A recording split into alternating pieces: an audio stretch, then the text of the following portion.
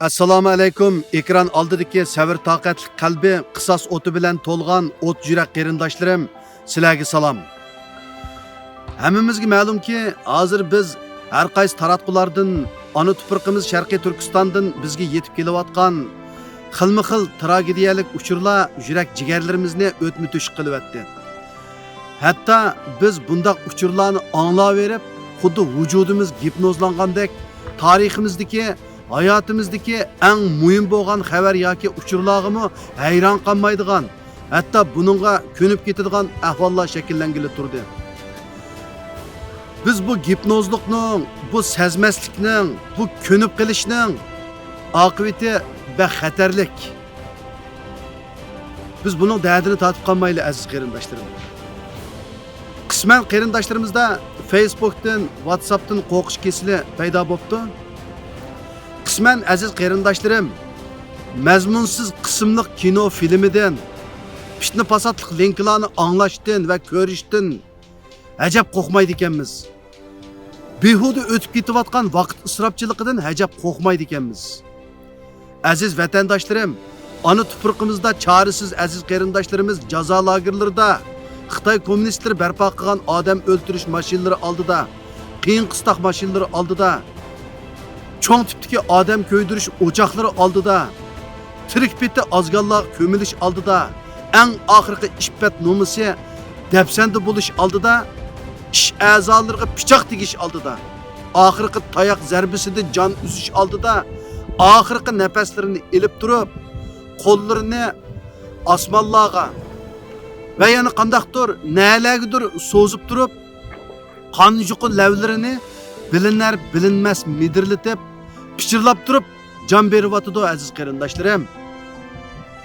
Bu chorasiz qarindoshlarimizning, qapazdagi qarindoshlarimizning, shu bog'loqdagi qarindoshlarimizning jon uzish oldidagi shu qitimliq pichirlishi Uyg'ur tarixida vijdoninglarni etishtirdi. Agar shu oxirgi pichirlashning javobini bermasak, qiyomatda shu pichirlash o't bo'lib butun badanimizga tutishidi aziz vatandoshlarim. Shu chorasiz qarindoshlarimiz jon uzish oldida qandoq pichirlagando deb o'ylab qolgan bo'lishinglar mumkin. Albatta, avval imonimiz bilan jon berishga nasib qilsin Alloh. Ular jon uzish oldida biz o'ltirilyapmiz. Biz o'pchi qirg'in bo'lyapmiz. Ballarımız bizden ayrı etildi. Ata-anamız bizden ayrı etildi. Biz sebepsiz ölüvatımız. Qiyin qıstaqlarga ilinvatımız. Chet ellerde, erkin devletlerde yaşayotgan qandaşlarımız, qarindoshlarimiz bizning ovozimizni xalqaroga, bütün dunyoga anlatinglar. Biz chorasiz qoldik, bizni qutqizinglar deb turib, pichirlab turib jon beryotidi aziz vatandoshlarim. Bizning qisman qarindoshlarimiz bu erkin davlatlarda Facebook'dan qo'rqib, WhatsApp'dan qo'rqib, shum xabardan qo'rqib titrab yuryapmiz. Men butun dunyodagi aziz qarindoshlarimga murojaat qilamanki, tashviqotdan unumli foydalanish uchun barliq taratqulardan foydalaninglar. Bu bek muhim. Masalan, Facebook'dan, Twitter'dan, Messenger'dan, WhatsApp'dan. Ammo men sizlarga deb qo'yay, hargizmi WeChat'ni ishlatib qolmanglar. Telefoninglardan WeChat'ni, ya'ni Wishingni yuvib chiqarib yetinglar. Yaqinda men ba'zan qarindoshlarimninki namoyishga chiqish va chiqmasligim o'zimning erkinligi degan gaplarni ba'zan qarindoshlarimdan anglab qoldim. To'qildim. Qarindoshim, şu erkinligingizga muborak bo'lsin. Qutluklayman. Ma erkinlikdan unumli foydalanibsiz mana. Sizni tabriklayman qarindoshim. Ta hozirgacha, yana qarindoshlarimiz ichida ta hozirgacha sen nereden kelding desa, men Chinadan keldim deydiganlar ekan. Yani ba'zan qarindoshlarimiz biz Şinjan'daki vaqtlarimizda andaqtuq, mandaqtuq deganlarmi quluqimga yetib qoldi. Ya qarindoshim, esingizni ching tuting. Siz Chaynalik yoki Şinjanlik emas, Sharqiy Turkistonlik, Davlat bayrağınız ay yıldızlı kök bayrak. Ana tiliniz Uyg'urcha. Davlat tiliniz Uyg'urcha. Düşmanınız bütün yer şarda fakat birla. U bo'lsa Xitoy kommunist tajovuzchilari. Aziz qarindoshlarım, biz erkiy qirg'inga duch keldik. Biz ittifoqlashaylik. Qo'limizdan keladigan ishlar ustida o'yinlaylik. Bu da'voga chamimizning yetishicha to'kib qo'shaylik. Chamimizning yetishicha to'kib qo'shaylik. Bu da'vo xizmatini suyimlik rahbarlarimizga atib qo'ymaylik. Aktiv faoliyatchilarimizga atib qo'ymaylik. O'zimizning qo'lidan qandoq ishlar keladi, nima ishlar keladi, shuni o'ylashaylik aziz vatandoshlarim.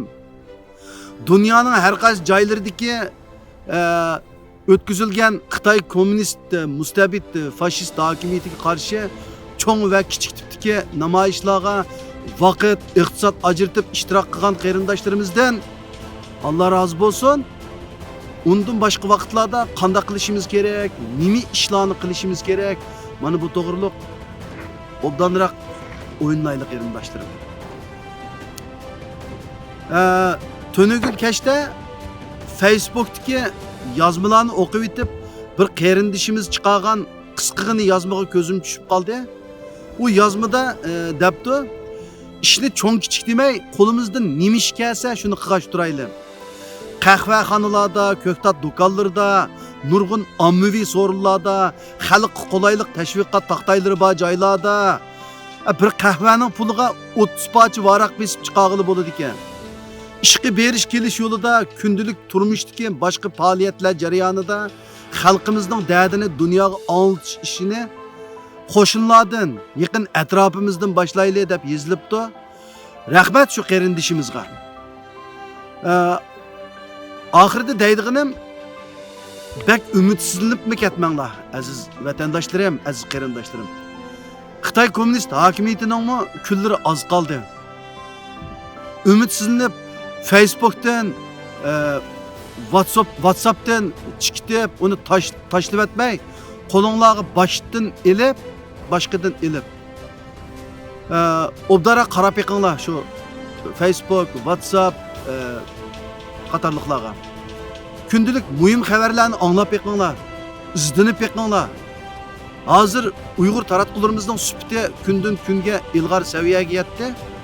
Har qaysi Uyg'ur taratqullari o'z vazifasini fidokorlik bilan o'rinlayotdi va aktivlik bilan xizmat qilyotdi. Qisman qarindoshlarim, bu fidokorlarimizning ajr emgaklarini anglashqa bo'lsa-mi, vaqtinglarni chiqaringlar. Ya'ni tafsili anglab chiqinglar. Masalan, peshqadam inqilobchilarimizdan Sidiqoji Ro'za akamiz yashinib qoldim, yerib qoldim demay, izchil turda har kuni degidek yangi umidli xabarlarni o'zi o'qib YouTube'ga chiqaryapti. Buni anglashinglarni umid qilaman. Rabia onamiz, Do'lqinkam, Seyitkamlarning, Abduqodir Yapchan ustozning o'tkir nutqlarini anglashinglarni tavsiya qilaman. Fikri o'tkir doktor Ziyoli va inqilobchilarimizdan Erkin Akram, Erkin Sidiq, G'ulom Osmon, kurash otaxonlarning strategiya va vatan xalqni qandoq qutqizish to'g'riliq taratqularda bergan leksiyalarini diqqat berib anglab chiqishinglarni tavsiya qilaman. Xitoy zulm ichidagi chorasiz xalqimizni qutqizish yo'lida fidokorlik ko'rsatayotgan doktor Ziyoli, inqilobchi aktiv faoliyatchilarning ismlarini bu yerda birma-bir atab tugatgili bo'lmaydi. Ulardan Alloh rozi bo'lsin. Men faqat bu yerda ularni misol qilib so'zlayapman aziz qarindoshlarim. Aziz qarindoshlarim, bunda qarsam vaqtni birga berib qopti. Vaqt munosabati bilan bugungi so'zimni mishada oxirlashtiray.